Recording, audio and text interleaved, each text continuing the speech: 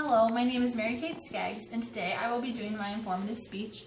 And I have three of my classmates as my audience members. I have Claire Garens, Jaylee Luster, and Kate Larson. The sun has completely set, and the slight glow from the moon is casting eerie shadows on the forest floor.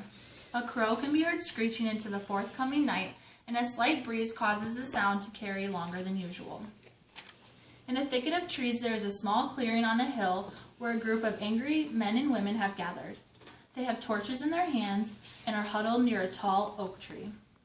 After a few moments have passed, a woman is pushed forward and a voice cries out, "Witch." As slowly as if every step is painful, the woman makes her way to the trunk of the tree. A man ties a rope around her neck, and without hesitation, a group of villagers begin pulling the long rope. The woman immediately starts flailing, and the savage group begins to laugh, for they know her fate. Deliberately, the villagers pull the rope until the woman is hanging from the tree branch a good 12 feet above the ground. The color has drained from her face, and her motions become urgent as she gasps for breath with every pull. Many minutes pass before her body goes completely limp.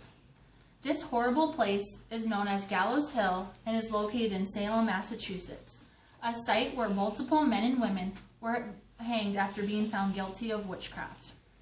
My purpose today is to share with you the three main causes of the Salem witch trials.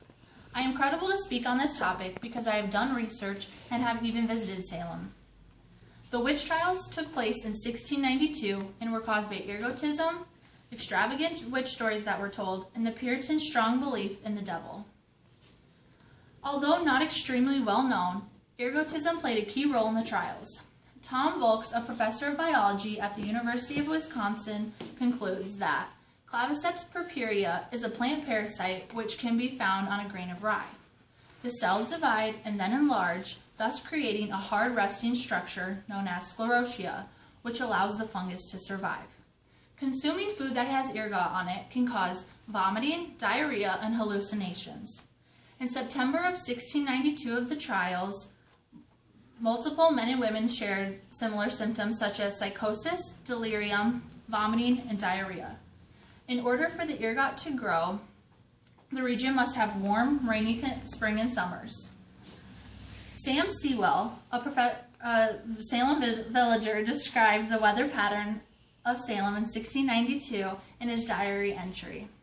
"We had early rains and warm weather in spring, which progressed to be a hot and stormy summer of 1692. End quote. In Salem, the children were expected to act as adults. They had many chores and were taught to repress any individual differences. If they showed any emotion, they were severely punished. Playing with toys was considered to be a sinful distraction. In one household, children gathered to listen to a slave named Tituba tell elaborate stories of magic and spirits. Soon after, the children began babbling and twitching, which were considered common signs of witchcraft, and the villagers began the rumors of witches being present. Since the children were forbidden to act out, they enjoyed the attention and claimed that there were other witches around them. The Puritan religion was strict, restrained, and rigid. It was against the law to not attend Mass. It was believed you shouldn't show any sort of emotion because the devil chose the weakest to carry out his work. Although they believed in God, they had a more respectful belief in the devil. In Salem, the villagers farmed poor land, were attacked by Indians, and soon had bewitched people, or so they claimed around them. They saw this as God's way of punishing them. The Puritans believed the devil would go after church members because they would submit more easily.